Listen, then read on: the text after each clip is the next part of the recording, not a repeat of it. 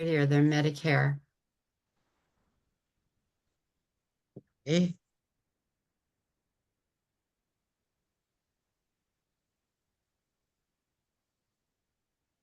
Isn't that something? Yeah. Have to worry about that.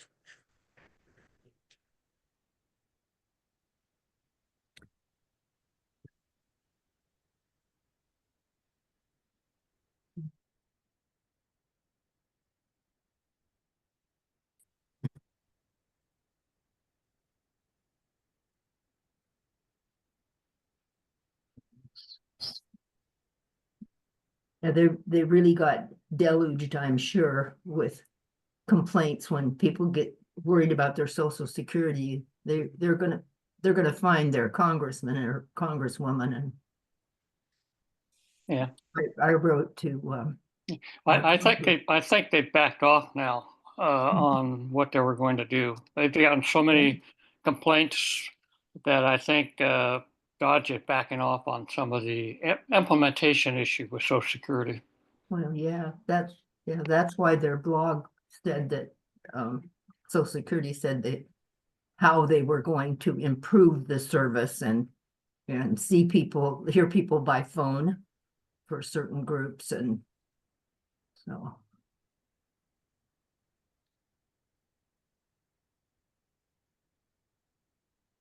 It looks, Jacob or Alyssa, it looks like we still got a few people trickling in. Should we wait a minute or so? We could give it maybe another minute or two.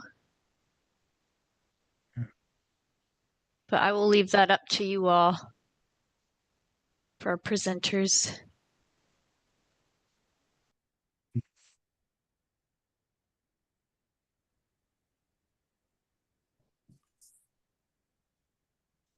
Like we have 40 people. Oh, good.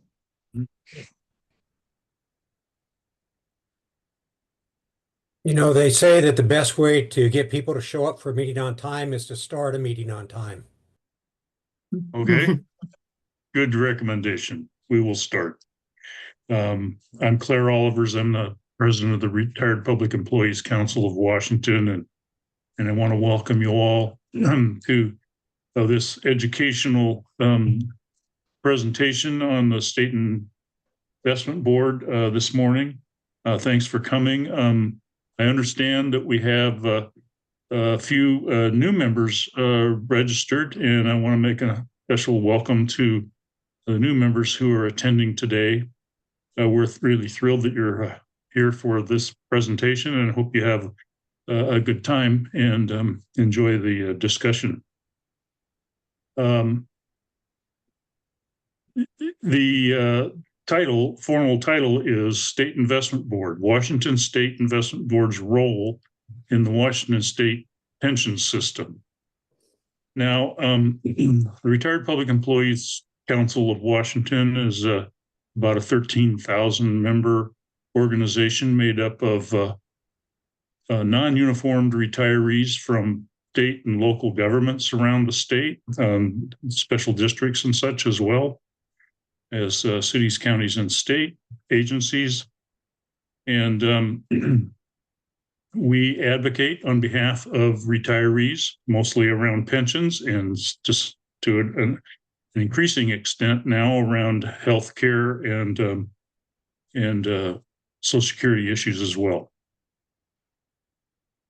We're the only, RPEC is the only retiree organization in the state with a voting member on the State Investment Board. And Yona, thanks for serving in that capacity. We've had a voting member on the SIB for over 40 years. Some of you might know George Maston, who recently received RPEC's Lifetime of Service Award at our convention.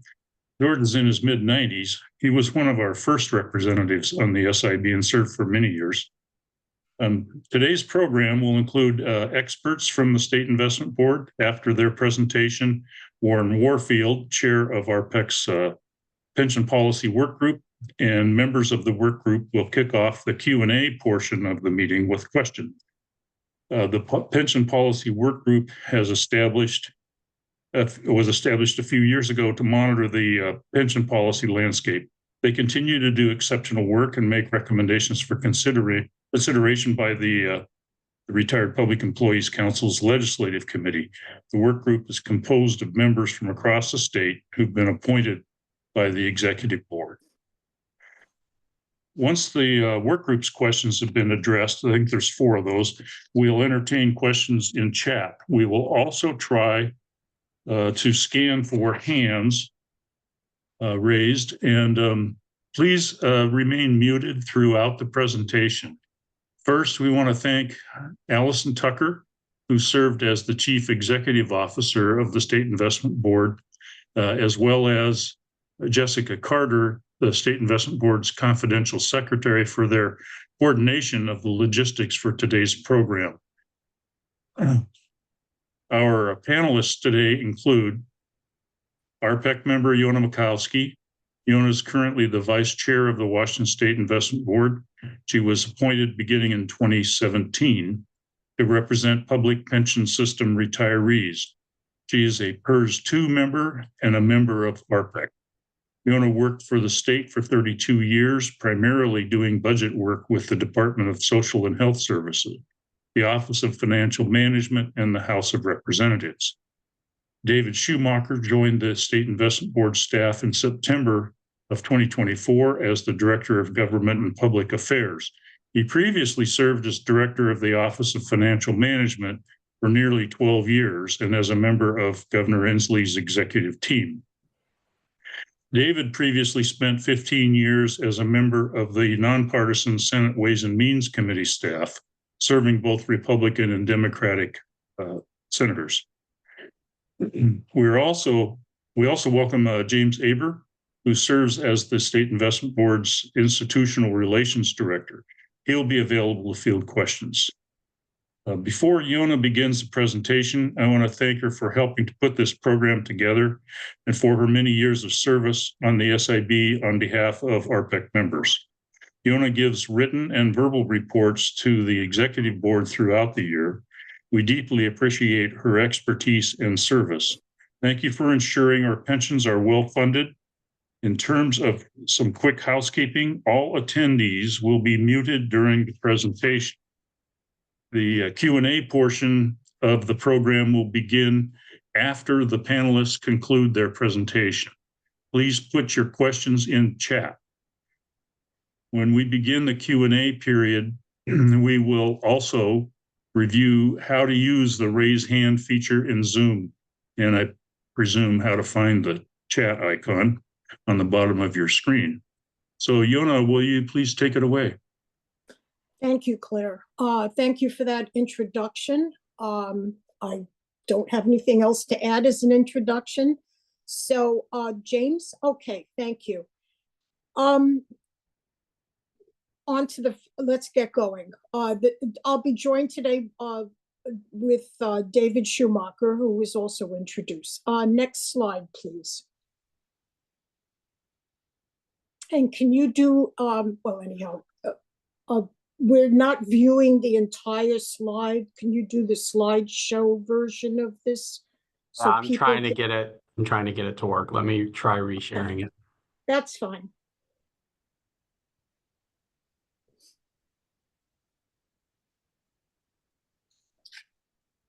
Now we don't have anything.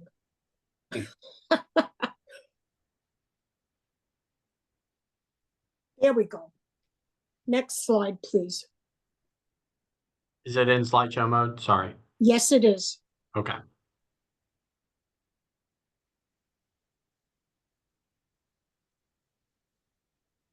Here we go. Sorry. Thank you. I'll just start with a quick overview of the Washington State Investment Board. We have offices here in Olympia and also in Seattle.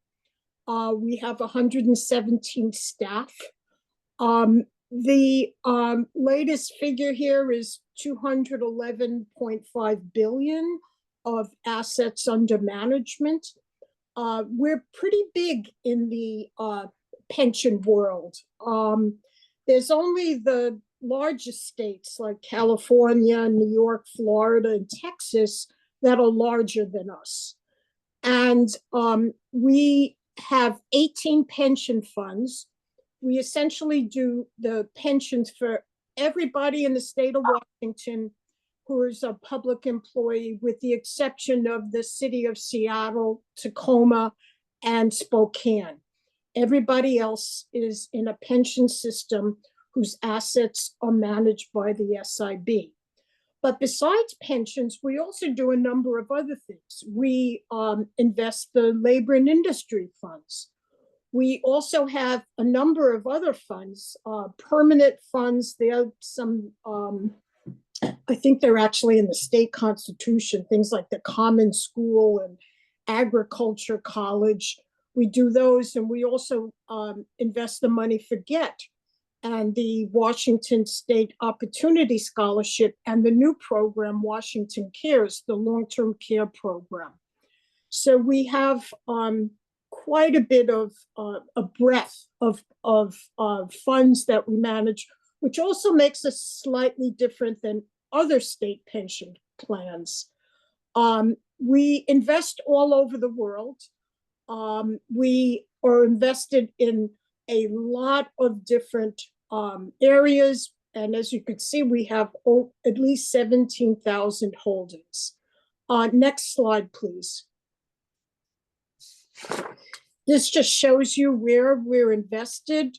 The vast majority of the money is in North America, but we're in Europe and Asia and a bit in Latin America and a fair amount in Europe. Next slide, please. We are governed by a number of statutes that essentially lay out the mandate of our investment strategy.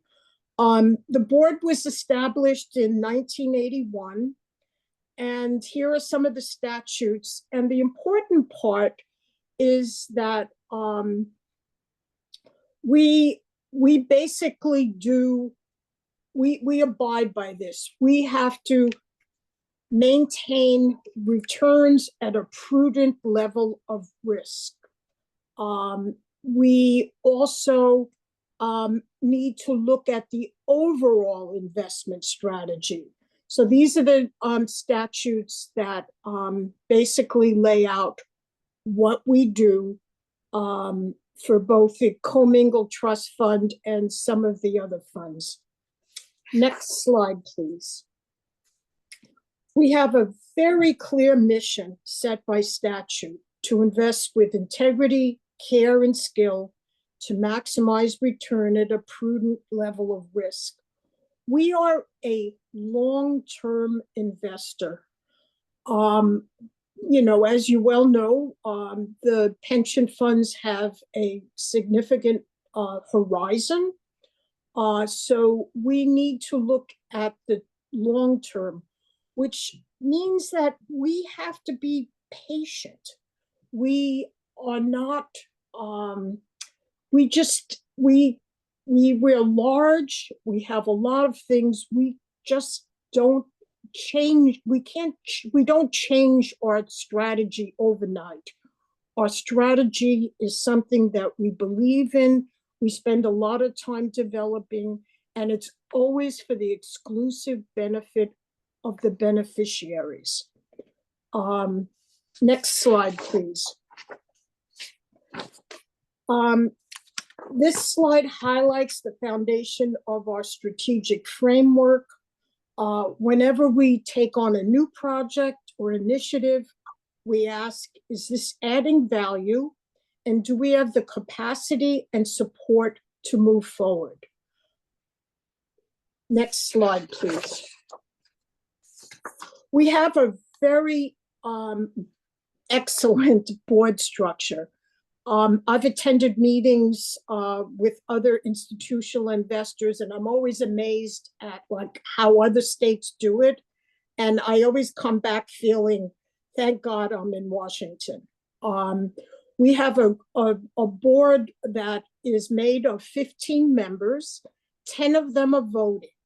The top line on this slide shows there's 3 ex officio members.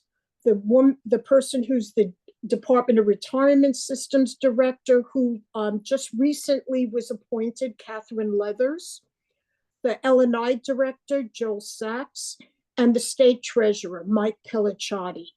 We also have 2 legislators. June Robinson is the member of the Senate. She's new to the board. She's also the chair of the Senate Ways and Means Committee. And Mia Gregerson, who's the House member, and she's a vice chair of the House Appropriations Committee. And then we have 5 members of public employee pension systems. The current chair is Greg Markley, and he's a working firefighter and member of Left 2. There's me, who represents public pension system retirees. Tracy Stanley is an active member of PERS. She's from the Longview area. Sarah Kettleson is a teacher. She's a member of TERS. She lives in Tacoma.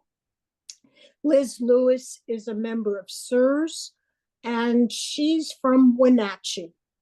And then we have, which is a really great feature, is that we have 5 investment professionals. They're non-voting, but they are so helpful to us. They have incredible experience in the investment world, in various aspects of it, and they provide incredible guidance to the board.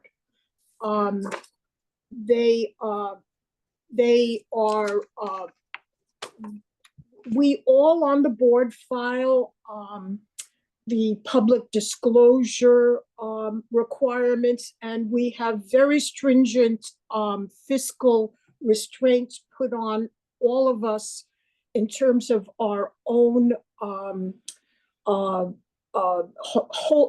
financial holdings. For example, if I wanted to buy or sell any stock, I have to go through a process with the board to make sure that it's okay. In case there's any, unbeknownst to me, there could be something going on at the board which would make it potentially look like it was inside trading, but we have to go through this clearance process before we can do that. So, next slide. This is kind of busy. It shows a lot of information. On the upper left, it just shows the amount of funds that are in the what we call the commingled trust fund. That's all of the pension money. And you can see it's 171.3 billion, much less than the 211 billion number that I used earlier. The rest of them are the other funds. On the upper right-hand corner, you could see the returns. As you could see, 2021 was phenomenal. The other years, 2024 was excellent. The other years, you know, some of them were great, some of them were not so great. If this chart had gone back a previous 10 years, you would have seen the Great Recession, and you would have seen a year, I don't remember if it was 2009, 2010, somewhere in there, we had negative 22% losses. So thankfully, we haven't seen those kind of numbers in a while. On the lower left, it shows the asset allocation. This is a vital part of our investment strategy. We every 4 years we do a deep dive into how our asset classes are doing, what we want to do, how much risk we're willing to accept. And this shows you how the money is distributed. Private equity is the largest group, public, let's see, can't read the numbers real well. Private equity looks like it's the largest right now. Public equity is next. Real estate is a large holding.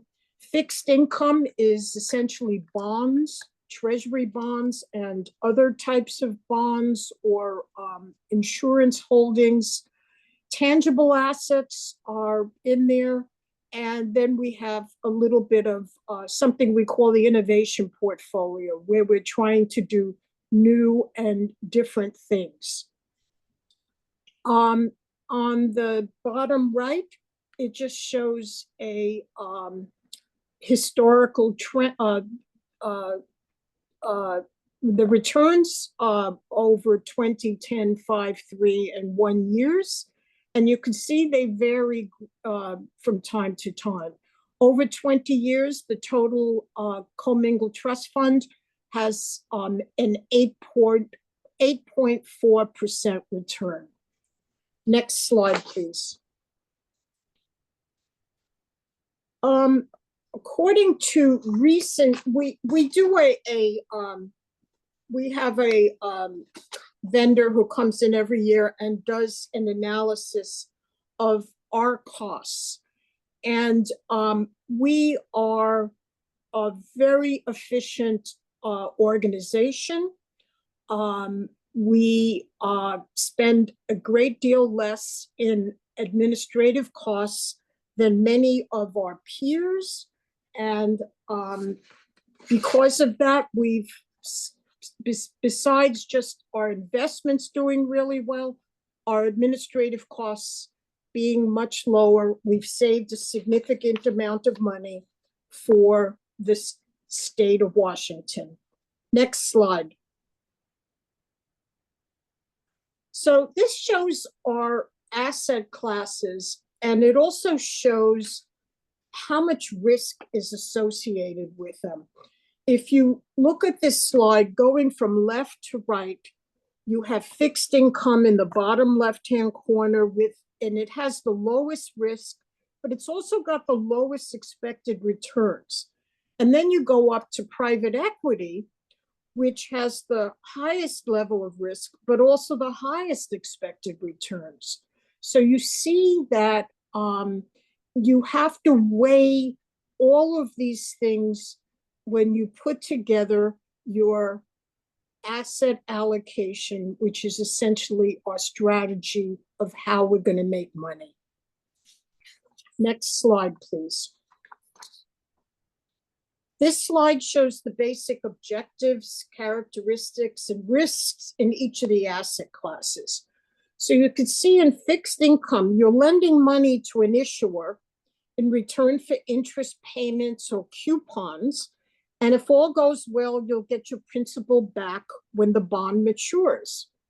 Tangible assets includes investments in agriculture, energy, and infrastructure type investments. These investments usually generate steady streams of income and offer inflation protections.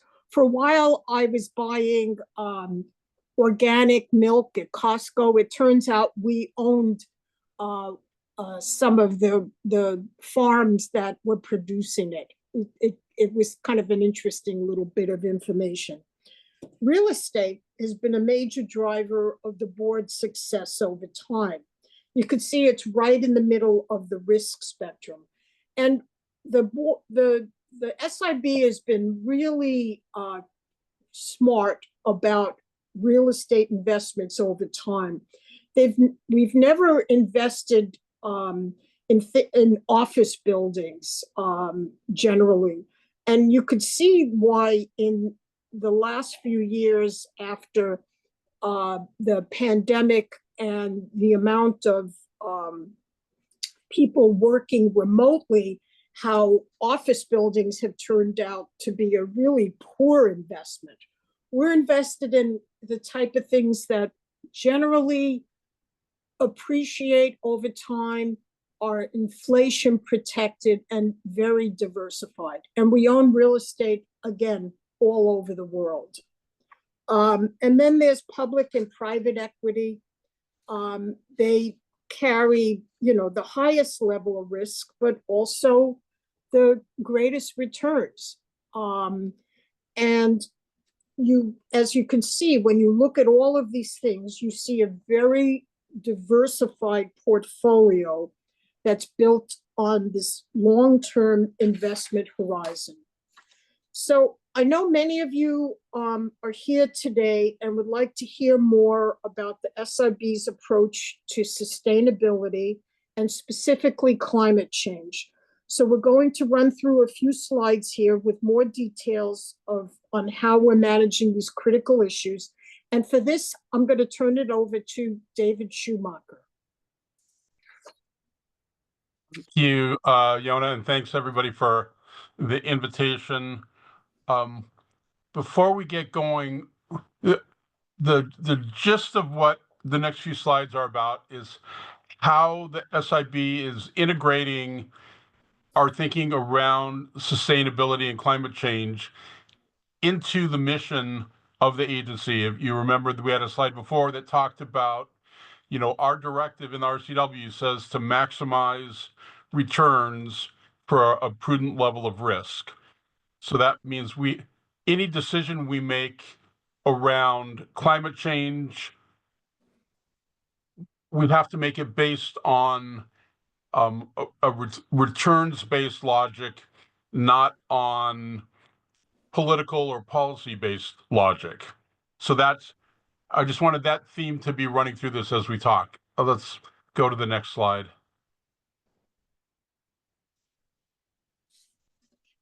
So at the SIB, obviously we are investing, as Yona said, for the long run. And the long run includes climate change and the impact that climate change is going to have on our world, our businesses, our consumers. So none of this is about ignoring what is going on. It's about making hard financial fiduciary-based decisions around the impacts that will have. So we have three basic pillars. We have ESG integration, asset stewardship or proxy voting, if you will, and advocacy. And we'll go into each of these three as we go along. So ESG integration, and you may have heard a lot about this. In some states, we have anti-ESG, or maybe it's disintegration, right? That this is something that's been fought about in different states. What Washington's SIB has tried to do very strongly is to keep the politics of the red states and the blue states out of it, and to think about what within this ESG world is financially material to our investment decisions. So we always bring it back to what does this mean for the investment decision, and not not based on other factors. The board often gets lobbied on behalf of different groups, pulling them in different directions. And I think one of the reasons the SIB has been successful for so long, and I can brag a little bit because I have not been here very long, so it's none of my work that is the success is based on, as being focused on returns on behalf of the beneficiaries and not being focused on politics or policies or swinging one way in one year and then swinging another way in the other year, to have consistent, thoughtful, long-term investment policies. Next. So asset stewardship, we have a group within SIB that is in charge of the proxy voting. One thing that the SIB owning a tiny part of almost every company in the country, if not across the world, is that we have a right to vote our shares. And those shares are, we have the ability to fit our proxy votes with our investment thinking. And you see at the very last thing, there's been a proliferation of pro ESG and ESG skeptical resolutions. We tend to vote, the proxy votes are based on investment decisions on our fiduciary responsibility. Next, please. So, and then, so shareholder proposals, often other shareholders will bring things forward. That is a good question, and I'm going to stop and get back to it. ESG stands for environmental, social, and governance. So they're kind of this new world of asking investors to think outside of maybe the way that they used to do things. And this is why there is sometimes tension between thinking about sustainability and climate and also focusing on maximizing returns. So it's the balance of those two things. And that's why what I'm trying to walk through here today is showing how the SIB tries to wrestle with that and brings those outside ideas into the investment world where we can work with them. You look like you had a nope. No. Okay, I'm good. so let's keep going.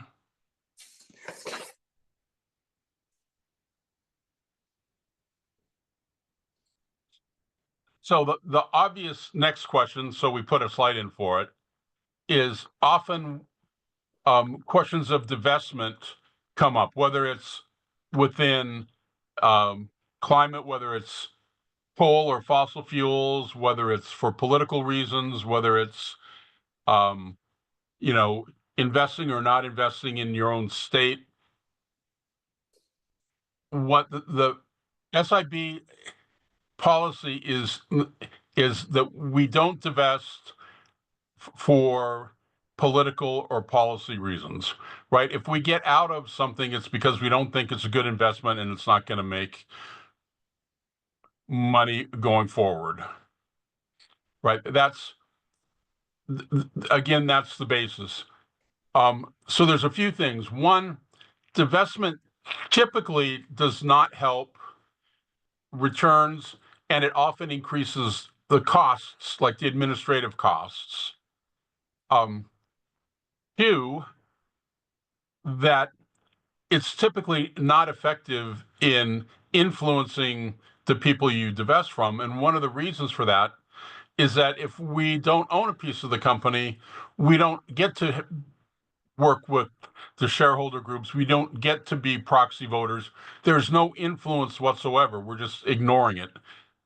So for that reason, and this is not climate specific, but I think it's such an obvious adjacent question that we wanted to bring it up.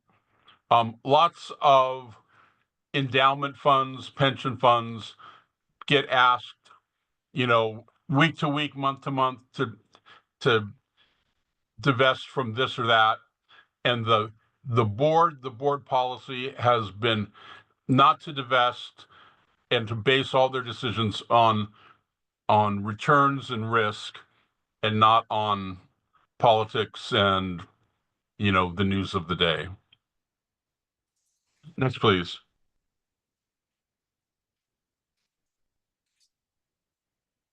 So climate blueprint, one of the things, and especially in recent years, and especially I think now that Alison Tucker has become the CEO of the SIB, is she's tried to create a structure where we can wrestle with these climate questions and integrate them into our decision making.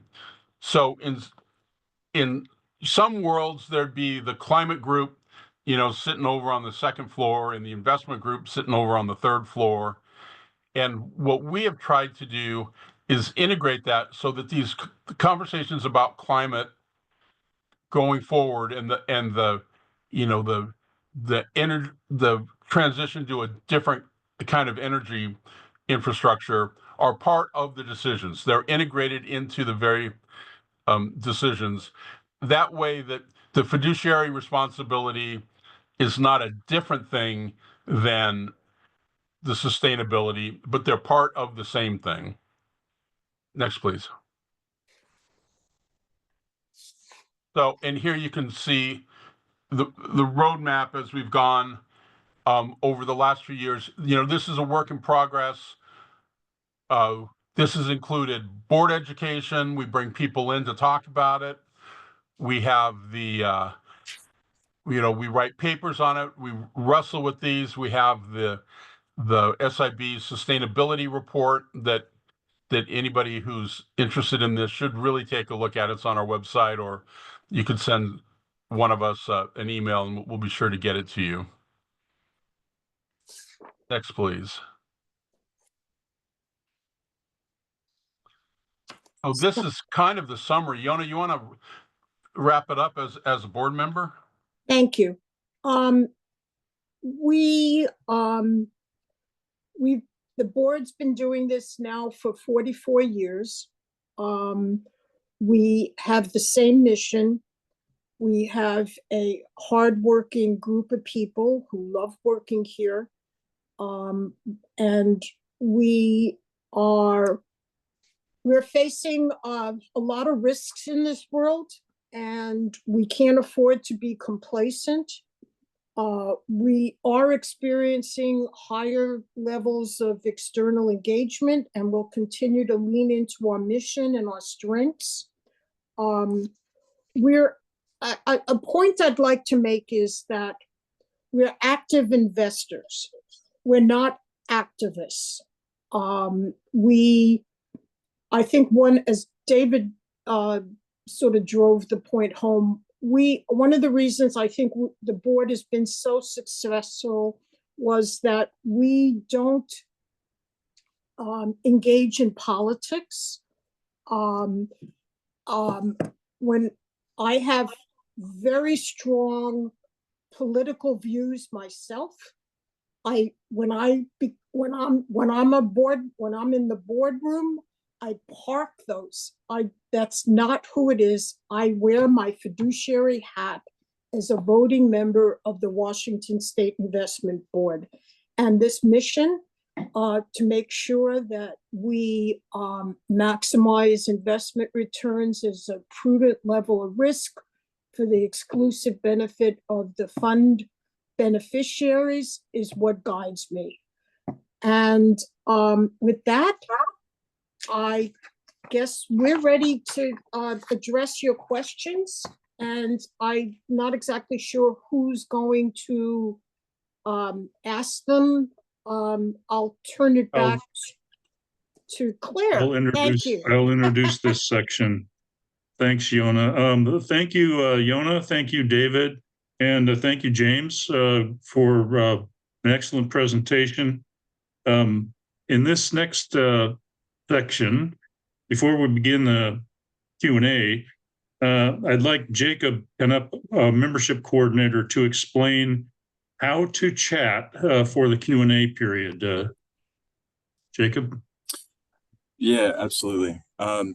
So first, we're going to have the healthcare work group ask their questions, and then we'll open it up to people to raise their hands or type in the chat their questions. And Alyssa and I will manage that.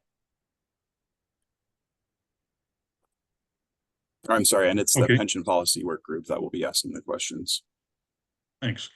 So we're going to begin the Q&A period with the questions that were developed by the RPEC's pension policy work group, and they've been shared with the panelists already. Work group members are from across the state, and they've been appointed by the executive board of RPEC to serve on the work group, and they are chaired by Warren Warfield. So Warren, take it away. Thank you, Claire. I am Warren Warfield, and I do chair the Pension Policy Work Group.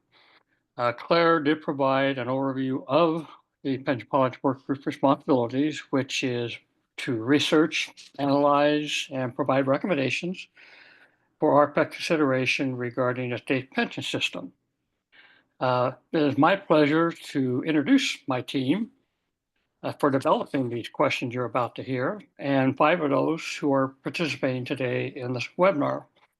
The 7 members on the Pension Policy Work Group are Claire Olivers and Debbie Lippincott, who reside in Snohomish County.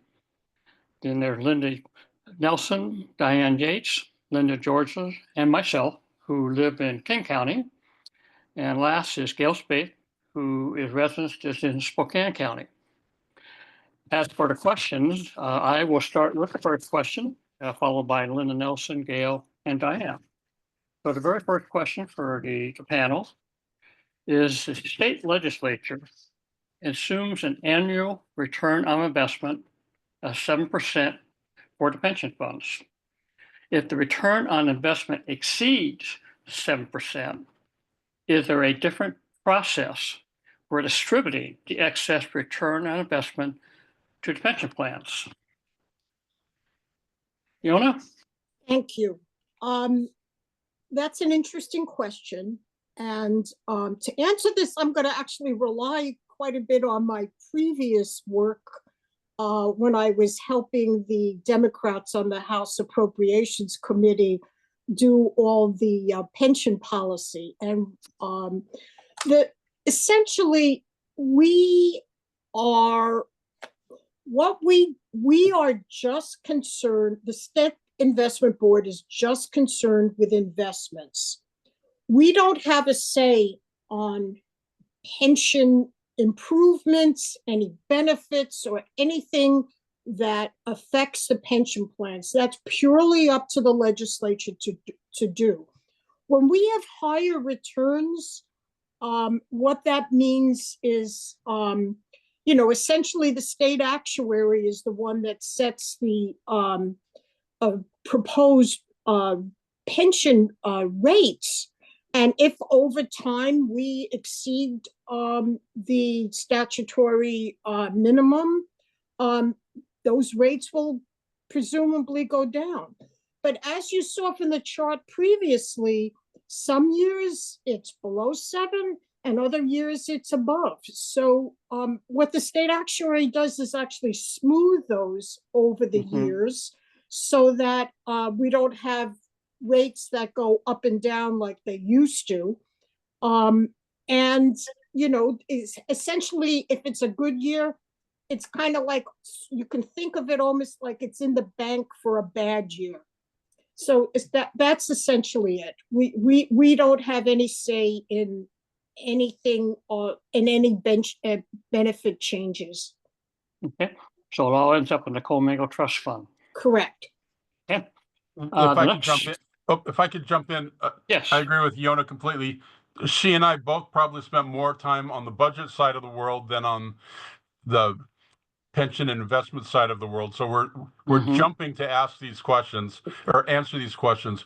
One of the things I think it's important to know is whether the legislature assumes 7% or 8% or 6%, what actually occurs is what occurs, right? The legislature can assume whatever they want for budget reasons, but the returns will be the returns and we'll have to react to that. It's really just a way of the legislature and the budget writers figuring out how conservative and cautious to be for the long run. And over the last few years, the state actuary, who of course, makes his bones by being conservative and careful, has suggested that we ramp down our assumptions. That's just a thought about being conservative. It doesn't really change the work of the State Investment Board, where the investors are trying to invest, and whatever the returns are what the returns are. Great. Appreciate that. Thank you for the clarification. The next 3 questions reference the current turmoil in the stock market, and if and how this impacts the State Investment Board investment strategies. And so the first of 3 questions, I'm asking Linda Nelson to present that question to the panel. Linda? Hi, good morning, and thank you for your presentation. So current stock market activities point to a ongoing decline, possibly resulting in a recession this year. The state investment board's return on investment has averaged an annual, I think you said 8.4%. If a recession occurs this year, how would state investment board's investment strategies change to achieve, say, a 5% return on investment?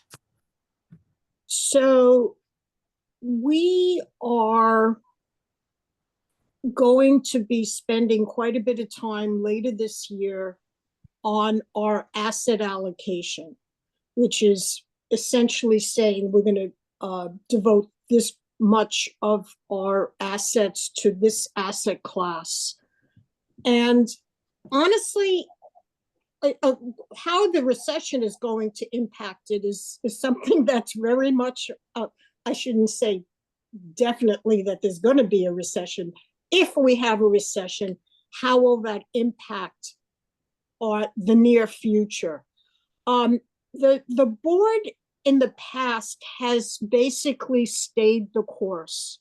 So if right now, the stock market is down, but if you look at what occurred last year or the year before, it was way up. So, it's going to go up and down. And I think because we have a long-term strategy, I think essentially, I believe we're going to be mostly riding this out. Like I say, we're going to be doing a real deep dive later this year in figuring out where we want to, essentially put the money. David, do you have anything to add to that? No, I would just say that when you look at the 20-year returns, there's recessions in those returns, right? So we have recessions, we have good years, we have bad years. I don't think anybody at the SIB reacts week to week or even month to month, but because we're making long-term decisions and the stock market does what it does, and even if it's especially crazy these days, over 10, 15, 20 years, that's the time horizon that the SIB thinks about. Mm-hmm. Thank you. Thank you. Yeah, I think the fact that you generate an average annual return on investment of 8.4% since 1992, I think pretty well speaks for itself on the job that the State Investment Board has done. The next question is for Gail to ask, and Gail, you want to take it away?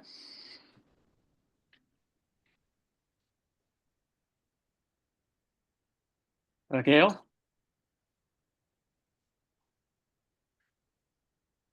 I was counting on the coordinator to unmute me when it was my time. Oh. Thank you very much for all this information. I'm sure my retention won't retain a tenth of it, but I did take some notes, and again, thanks so much. My question is this: given the stock market's recent decline, how flexible is the State Investment Board in protecting pension funds through buying and selling equities?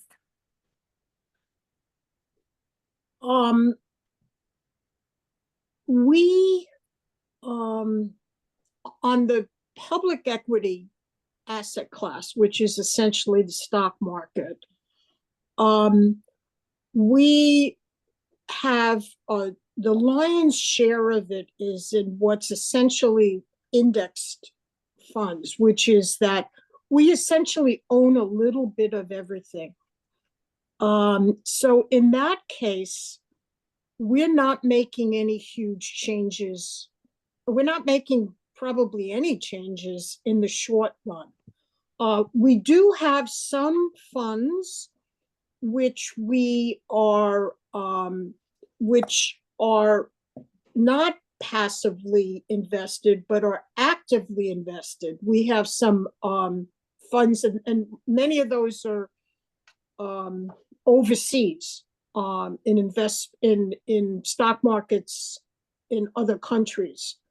So I flexible, I mean, I would like to, flexible is kind of a nice, it's a nice word. I'd like to think that we're flexible, but in reality, our funds are kind of sort of locked in to a little bit of everything. So if today something is way down, that's not necessarily how it's going to be next month. And just the opposite could be true as well. Yona, could I be Go so ahead. bold as to add a minor comment to that? Thank you, Gary. I was wondering when you're going to help us out. For the most part, I'm gonna stay out of it, but because my information is dated. But the one thing, Gail, that I would point out to you is that you know the old saying, buy low and sell high. When we have market fluctuations like we're having right now, we actually do that automatically because we rebalance the portfolio continuously. So as markets go down, then we have to add more equities in order to get up to our allocation. What it forces us to do is sell fixed income and then buy public equities when they're low. Just the opposite happens when the market has a run like it did in 2021 and the equity markets go up. It forces us to sell. Then we're over our allocation in public equities. It forces us to sell equities at a high price and then buy fixed income. So it's the way the board does this. It's actually not. I don't mean to make it sound like it's mechanical, but it certainly helps with the buy low and sell high goal that we have. Does that Thank occur? you. Because I had to look up what's the difference between equities and stocks, and so I was paying attention to your explanation of voting and how that's all handled. I've not been involved in the stock market, and so I really am not something I paid attention to as many people. So appreciate that education. Thank you. So Thank you. Yeah. Go ahead, Yona. Let me just say, for those of you who don't know, that Gary Brubaker, who's now retired, is a former chief investment officer for the Washington State Investment Board, and probably very responsible for some of the fabulous returns over the many years that he was with the agency. So thank you, Gary. I think that overstates my role, but thank you. Yeah, well, thank you. Okay, our last question comes from Diane. And Diane, you want to take it away? Yes, I want to thank you also for being here and doing this today. I've already learned a lot, and I think I already know in part your answer to my question, but I'll ask it anyway. We know the State Investment Board has limited investments in crypto exchanges. Will your strategy change given the current controversies and political uncertainties at the federal level? And if so, how? Crypto is something that the board's kind of avoided, unlike what was it? I think it was Florida Investment Board just announced the other day that they were interested in getting involved. I recently was at the Council of Institutional Investors meeting and had a fascinating presentation on crypto. And there was a fabulous speaker who used to work for the Securities and Exchange Commission, and he scared the bejesus out of me about crypto. So I imagine it might be a conversation that someone might bring up at some point within the board, like, should we invest there? I personally, and I'm speaking just me personally, if it ever came up to a vote, I would be very negative about it. I think this guy was amazing. I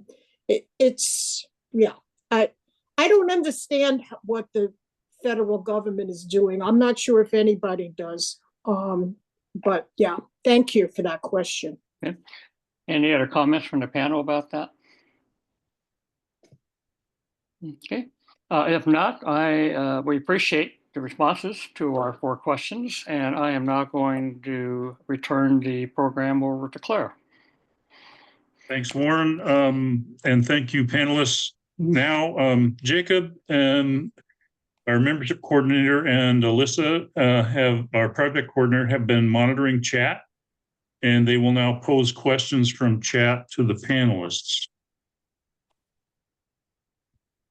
Yeah, so our first question is from Donna Albert. Climate change is undermining the stability of the global economy. Does the State Investment Board think it is prudent to invest in fossil fuels? David, why don't you take this one? So I think if you looked at the investment profile of the SIB over the last several years, we have invested less and less in fossil fuels and more in clean energy or the energy of the future. But because we invest so broadly, that I'm not going to say there's nothing there, there's no fossil fuels anywhere. That's certainly not the case. But the trend, because they are poor investments, is that we are getting out of fossil fuels and we are looking forward to the next energy situation that we have. And year to year, you will see that trend. Thank you. So Mary Lou Dickerson asked, what if divesting affects the well-being of beneficiaries? Should that be part of the consideration?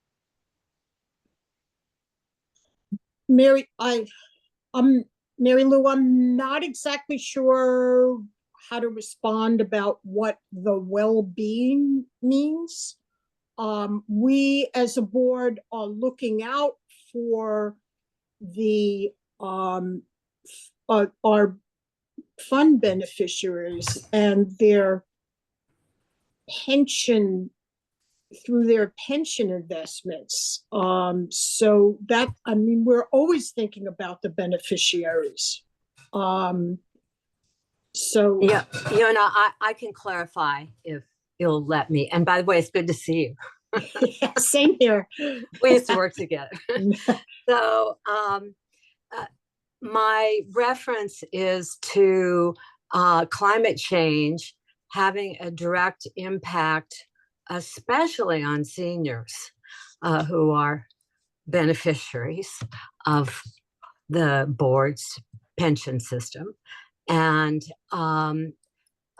what specifically comes to mind is a very poor air quality that occurs when so often now we're having these out of control forest fires that really do have an impact on seniors and other vulnerable people, many of whom are pension beneficiaries. So there we go. There's a big example for you.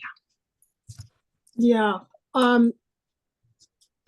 I think we are, I know we are looking at, real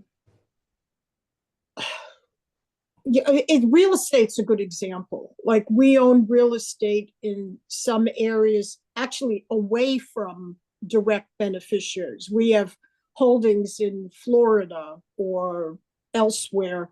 And I know that the real estate people have started to look at direct impact of climate change, physical changes that could impact investment. So for example, I know that they were trying to sell warehouses that are potentially in the way of hurricanes, that kind of thing.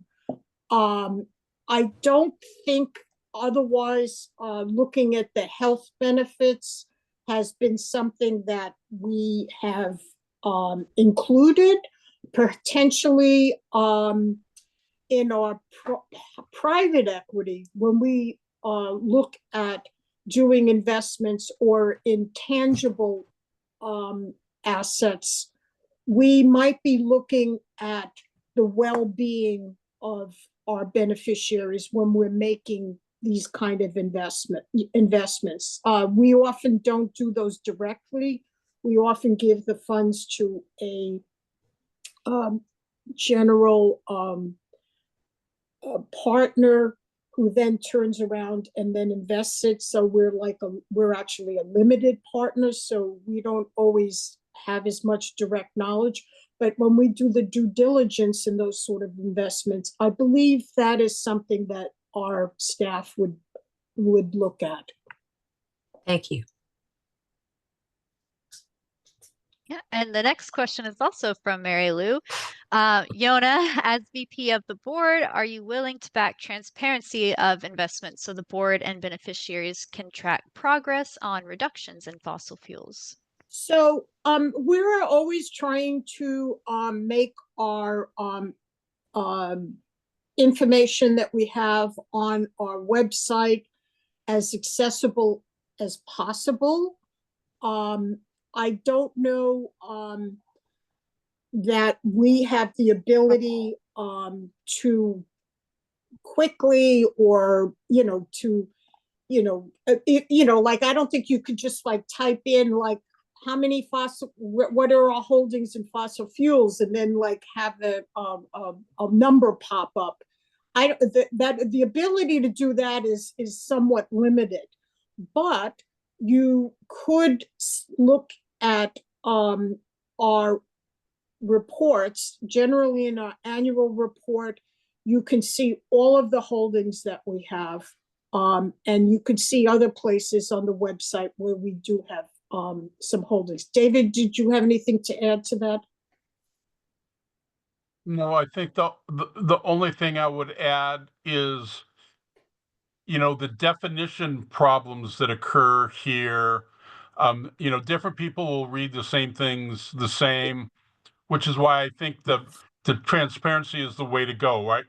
Instead of us defining, what is fossil fuel or climate related, that, we share broadly what it is we invest in and over time. And I think that that's a value that we have. The question about how fast each of these calculations can be made, I mean, it's complicated and it takes work, but I think we're definitely open to transparency in this world. Can I add on something here quickly? James, yeah. Yeah. So my name's James Aber. I oversee the agency's sustainability and asset stewardship functions. I'm the institutional relations director. We have an annual sustainability report. We, starting last year, started to align with the Task Force for Climate-Related Financial Disclosures. This is an internationally recognized framework primarily for emissions. And we made progress this year. We reported our public equity emissions, where we have a lot of visibility into the data, because these are publicly traded companies. This year, we're working on fixed income, and we expect to be able to include that in next year's report. To Yona's point, when you start to get into private equity, all of our private markets, a lot of the portfolio companies that are underneath these funds are not collecting or reporting emissions, but they're moving in that direction. In our sustainability report this year, we actually did a survey of all of our private markets partners, and a lot of them are starting to collect emissions data. So we do expect over the next few years to be able to provide a really pretty comprehensive overview of what the carbon footprint is, for lack of a better term, when you're talking about emissions of our portfolio.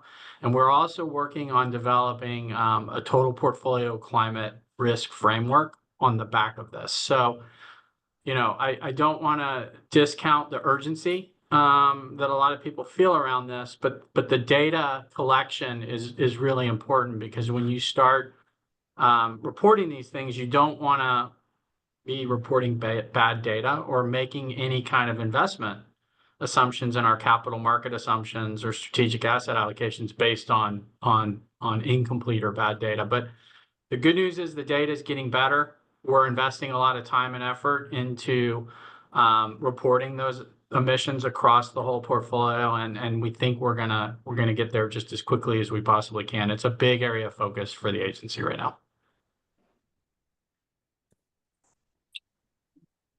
Thank you, Three, for thoroughly answering that question. In regards to the annual sustainability report, the 2024 report is in the chat, so you can always refer to that as well. The next question is from Barb Carey of Chapter 2. I think mostly this has been addressed by previous questions that you have answered, but I'll go ahead and read that. Fossil fuels have been lagging the market for over a decade, much lower returns than other investments, and have always been volatile. Why does the State Investment Board continue to invest in new fossil fuel investments that are contributing to economic losses and climate change? And just to remind everybody, they are working on phasing out of that over time, divesting and going into more renewable types of energy. So, Yona? Yeah, I'm honestly not aware of us making any new fossil fuel investments.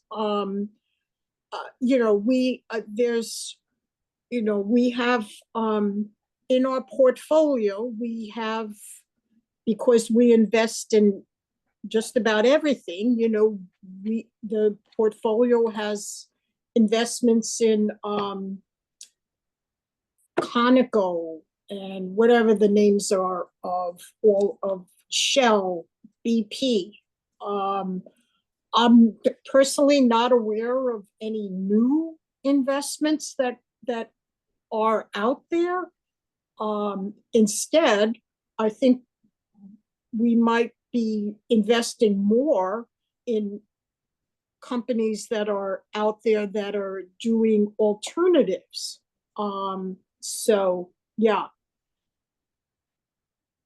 And your question says that fossil fuels have been lagging, and have always been volatile. Yeah, they've been volatile in that they've been down, but there have been also periods when they've been way up. And when they've been way up, the board has, and the commingled trust fund has benefited from that. So it's kind of a two-way street sometimes. Exactly. Thank you, Yona. Can I just say one thing?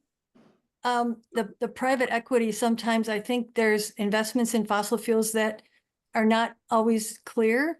Like the Rio Grande LNG project, I think in 2023, I don't think that was real obvious. So I think that's one area that deserves a special attention, is the private equity investments. And for the last at least 10 or 12 years, the fossil fuel industry, the fossil fuel sector has really been low and has not shown that it's going to come back.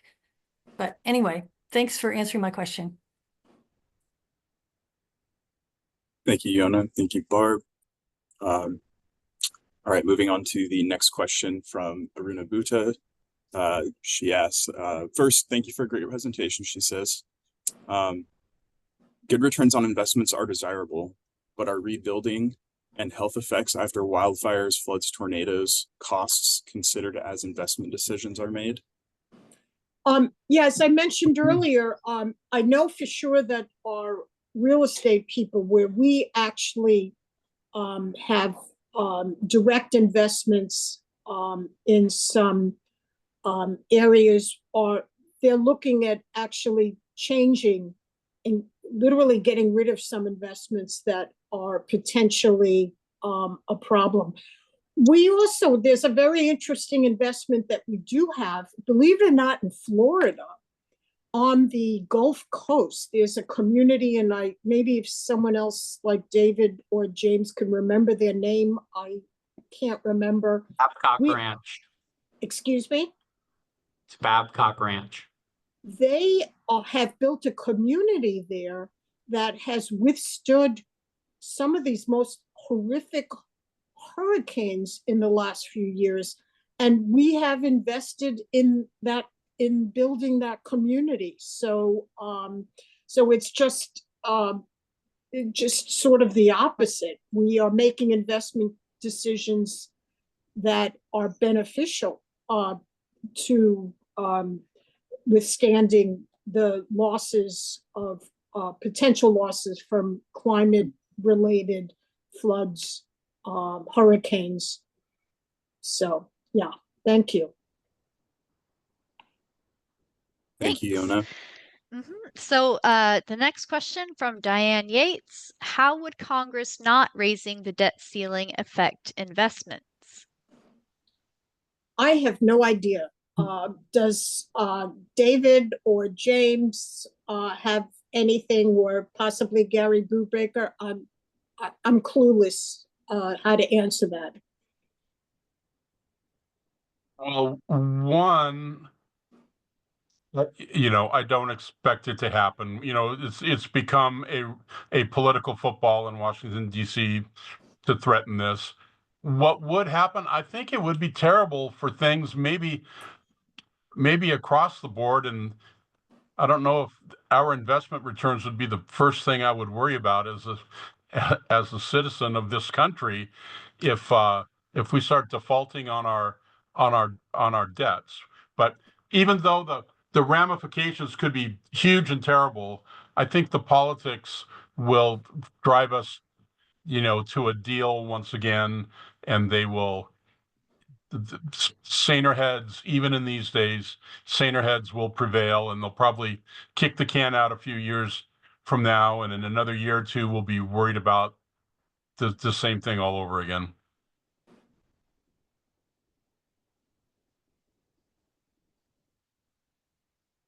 Got another question?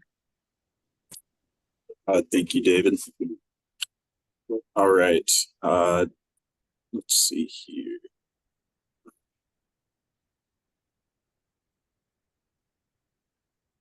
From John, had to pull it up. Do you want me to read it off, Jacob? Yeah, please do. Yeah, I believe John Lawson is the member who's asking this question. How similar are the various pension funds mix of investments? PERS 1 versus PERS 2 versus ... And how does that compare to other kinds of state funds, like funds for infrastructure? Basically, all of the pension funds, PERS 1, PERS 2, PERS 3, the portion of, they're all in this commingled trust fund. So there is no specific strategy for PERS 1 or PERS 2 investment. It's part of this whole. And I'm not exactly sure what you mean by other kinds of state funds, like funds for infrastructure. I don't really know. Within our portfolio, we invest in infrastructure. I'm not sure of what other kinds of state funds are referred to. Sorry. Maybe not. Well, there is the Public Works Trust Fund, the revolving loan program. Okay, those are. But that's they're not invested in under the. infrastructure itself. Yeah, they're not under the purview of the State Investment Board. The state treasurer might be investing that money. I don't know. David Schumacher, you might know from OFM. I was gonna say, infrastructure, that spending is part of the budget process, the operating budget, the capital budget, the transportation budget. We at the SIB are very separate from all of that, right? We're not spending general taxpayer dollars. We're looking out for money for beneficiaries. So that's why I think it's important to think about the money that the SIB has is for very specific purposes with very specific rules. The money in the budgets, which the legislature is wrestling with, that's the place that they can choose to drive policy outcomes or make their own political decisions. But we try to keep, at least arm's length away from those kind of discussions about uses of the money. Right? There's budget money and there's SIB money, and the two do not cross. Correctly. Thank you, Dave. All right. Moving on to the next question from Warren Warfield. It was mentioned that to buy low and sell high when the market is in turmoil. How quickly can the SIB react to taking advantage of the opportunity to buy in a down market? So essentially they're doing that all the time, because, as, these asset classes of private, public equity, we know what our holdings are every day. And so if we are, under allocated, as Gary Brubaker, mentioned, we can add more funding to private equity.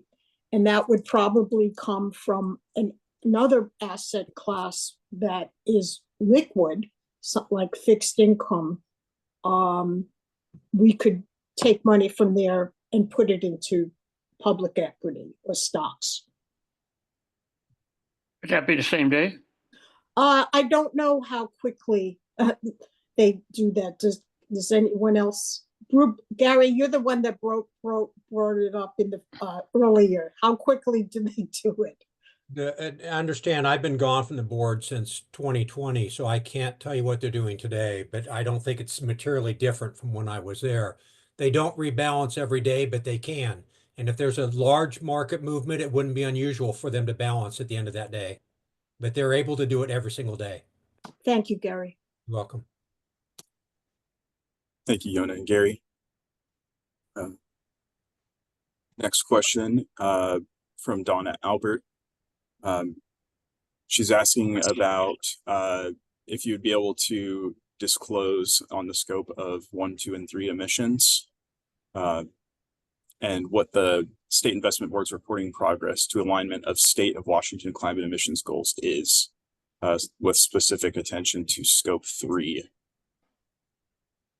James, can you handle that? I can.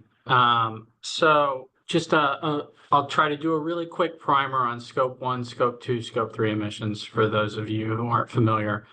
Scope 1 are what you actually, as an entity, are responsible for, right? And scope 2 is builds on that, right? So if you're a oil and gas company, it's the oil and gas that you're taking out of the ground, and the oil and gas that you're utilizing in your operations, right? The fossil fuels you're burning to get that oil and gas out of the ground. Scope 3 goes a step further, and it's the whole value chain. So then what happens to that oil and gas? It's burned in cars, it's burned by utility companies, it's used by consumers when they turn on their lights at home. And so the scope 3 is challenging for a lot of reasons, because the companies that would have to report the scope 3 aren't able to accurately measure it in a lot of cases. They can estimate it. Scope 3 can also sometimes lead to double counting, because you could have an oil and gas company say, the automakers are using this, and then the automaker reports that it's being used, and then the consumer is using it. So it's really hard to calculate. A lot of companies are not providing scope 3 emissions, and it's not required here in the US, although I see in the chat, as Donna mentioned, the EU has gone down that path of requiring companies that have business operations in Europe to do this. That's a requirement that's going to go into effect in several years, and a lot of the companies there are really struggling with actually collecting that data. So it goes back to what I said earlier. The data collection is important, and if the data is not there, I can tell you we're not going to report on incomplete or data that we're not confident in, because we don't have a lot of visibility into it. So it's not that we don't want to report scope 3 emissions, it's that it's very challenging to get scope 3 emissions for the portfolio companies that we're invested in at this point. And that may change over time, but the data is just not there right now. Thank you. We just have a few more questions in chat, and then we can get some hands raised if anyone else has questions. Aruna asked, is public banking being considered? Public banking is something that probably wouldn't necessarily affect the SIB as much as the state treasurer. And interestingly enough, back, I think it was 8 years ago, there was a task force, and I was actually appointed to be a member to look at it. There have been efforts, legislation on and off over the years, and so far it has not happened. I know that the previous state, I don't know that there's been any effort the last couple of years, but it's never gone anywhere so far in the state legislature. Thanks. Elena McKee says, I have a question about ARC. It's ARKK, ARC Innovation ETF. What's your opinion about their fund? Any James or David? I don't know how to answer that question. I don't know what that is. I'm not trying to be difficult here, but we don't comment on investment strategy. We do have, our annual report has a listing of all of our partners, investment partners. ARC is not currently one of them. On the public equity side, which is where I think ARC primarily invests, we have the majority of our investments are passive. A lot of them are with BlackRock and State Street and Vanguard and a lot of the big passive funds out there. And the reason for that is indexes are highly efficient and you're looking at costs there. So the big passive managers are the ones that can provide the lowest costs. And there's really no difference in returns. Our active managers tend to be in the global and emerging markets categories. So those are what we would call less efficient markets, meaning you can actually pick winners and losers there, or the managers we partner with can, and drive returns over time. So we tend to have a lot of our active public equity investments are in the emerging market global area. But in terms of specific funds, what I would do is I'd point you to our annual report, and I can go get the link and put it in the chat here. Right on, I think, page 3 or 4 of the annual report, we list all of our investment partners, and you can look at the public equity ones and see who we have investments in today. Well, as of our last fiscal year end, which was June of last year. So.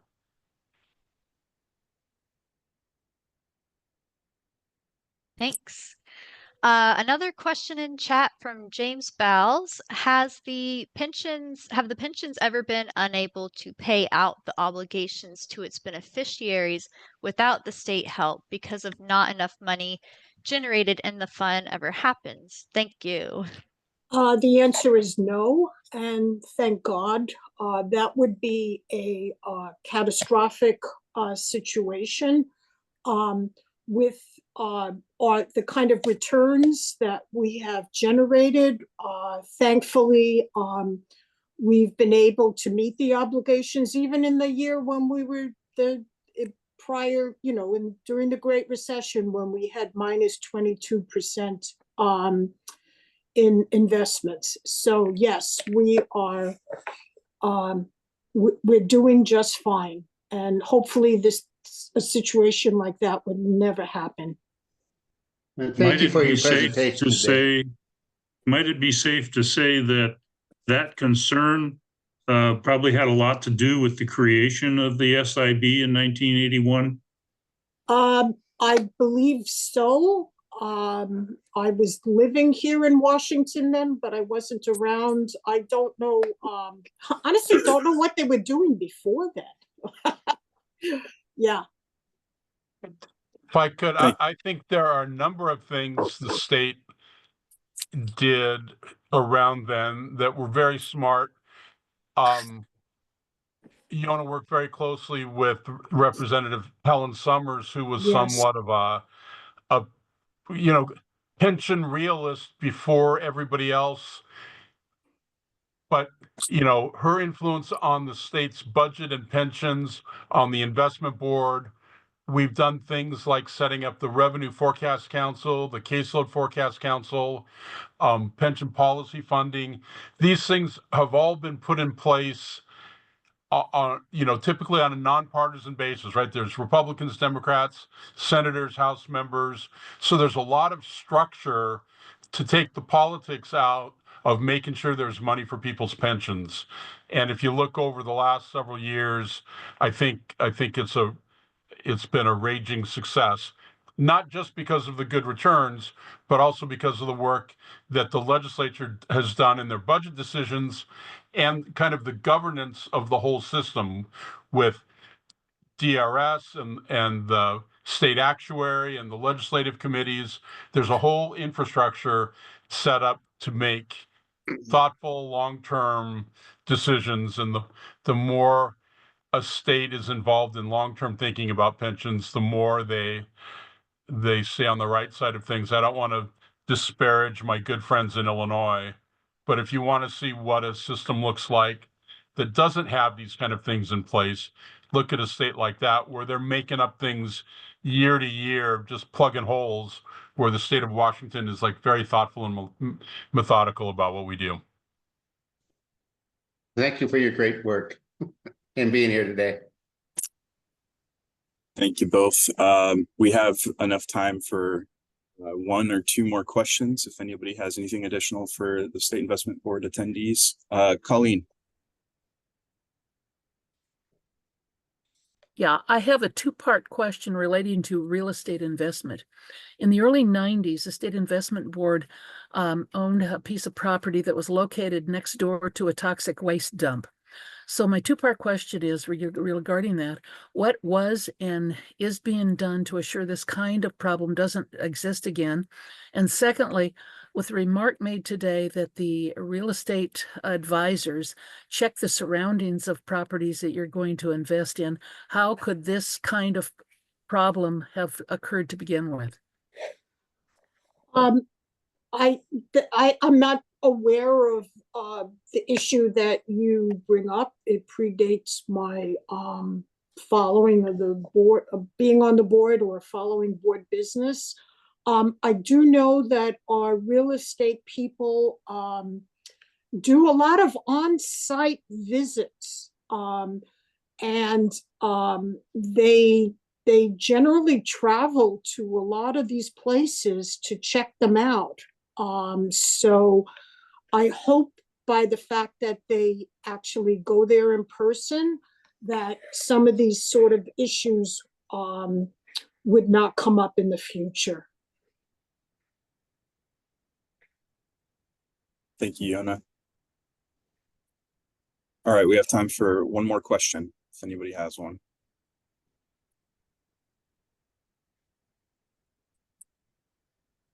I'm not seeing anything in chat and nobody raising their hand.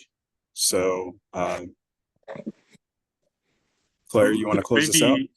Yeah, maybe Alyssa, you could take a moment to explain what everybody's going to get from you after the conclusion of the presentation today. Yes, I'd be happy to. So I'm going to send you all the PowerPoint and our legislative priorities, as well as the State Investment Board's sustainability report. And if there's anything else you all can think of that I can include, I'm happy to do so. But yeah, thanks for coming. There are a couple links, I think, in the chat to documents, so we could include those too, I hope. Yes, gotcha. Thank you, Alyssa and Jacob, for hosting the Q&A session here. And again, thank you, Yona. Thank you, David. Thank you, James. I learned a lot. I hope everybody else did as well.